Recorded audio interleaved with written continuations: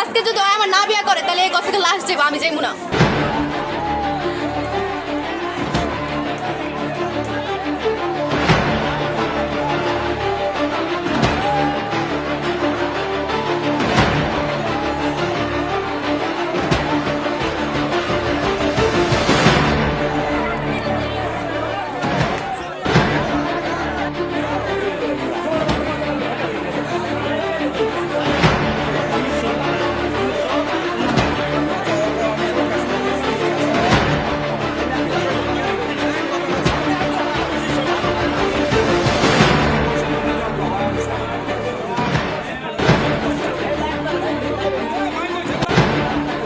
আমার যে বিয়ে হয়েছে এটা জানি না, আমার লোক সম্পর্ক আছে আদন পর্যন্ত থেকে শুরু করে আমার বিস্তার নিয়ে গেছে। এখন আমার ওরা লাগবো মানে লাগবো।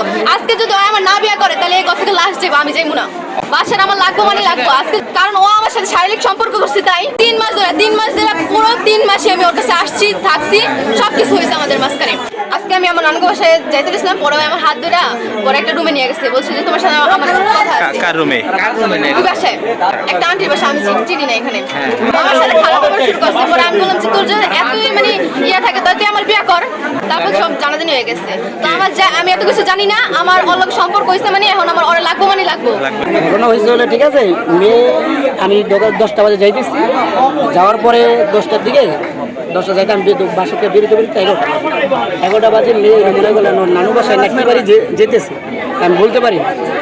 তারপরে এদিকে যাইতেছে, যাওয়ার পরে মেয়ের আমি বলছি এদিকে দাঁড়াও ভাইয়া একটু শোনো, মেয়ের আমি ওরকম ভাবে চিনি। তা মেয়ে বলছে ঠিক আছে বলেন। তো মেয়েরা বললো ঠিক আছে কি, আমি বললাম তোমার বান্ধবীর থেকে আমি একটা মোবাইলে ডিসপ্লে লাগাই যে টাকা পাই 500 বিষয়, তুমি সিম চালাও না, তোমার বান্ধবী পাইতেছি এরকম। তারপরে আমার বিয়ে আছে মারুপালটা, ওই আমার দেখছে, তীব্র আছে আমার বিয়ে, ওই দেখছে। দেখার পরে আমি বললাম ঠিক আছে ভাই রাস্তায় দাঁড়ায় কথা কমু, কিন্তু এদিকে আসো। এদিকে আসে মানে আমাদের বাসায় আসছে, আসার পর আমার ভাই বেড়া আছে, আমার ভাই বেড়া ওনার তো বসা ছিল, দরজাটা খোলা ছিল। তা আমি ওরে বসে 5 মিনিট কথা বলছি। 5 মিনিটের কথা বলে অন দেখলাম ওই তীব্র ঠিক আছে আমার বিয়েরা দুজন নিয়ে বাড়িতে না ইয়া এগুলো একটা না বাসে ওরা আমি ওর কথা অনুযায়ী আনছি, মানে ওই যে মানুষ ডিস্টার্ব করে বা আসে বিষয়ে যায় একজন একটা কথা বলে একজন একটা কথা শুনলে